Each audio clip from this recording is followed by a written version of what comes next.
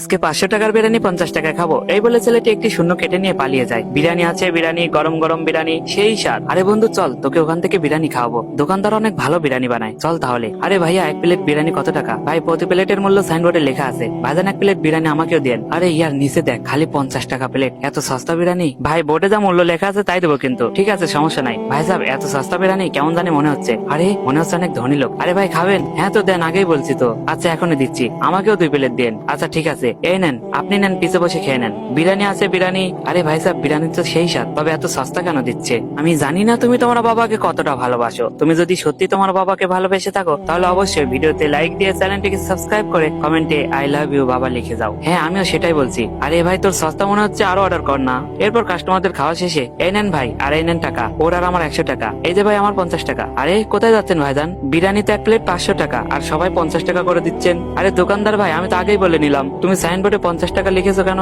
আমাদের বোকা পেয়েছে। আবে হারাম কর, সাইনবোর্ড দেখ না কি লিখেছিস। তোমরা আমার সাথে মজা করছো কেন? আচ্ছা সাইনবোর্ডে যা থাকবে তাই দিতে হবে। আচ্ছা ঠিক আছে, এই দেখো এখানে তো 500 লেখা। আরে 50 কে লিখলো, আমরা কিভাবে বলবো? থাকো চললাম। দেখো আমি অনেক গরিব মানুষ, আমার সাথে এরকম করো না।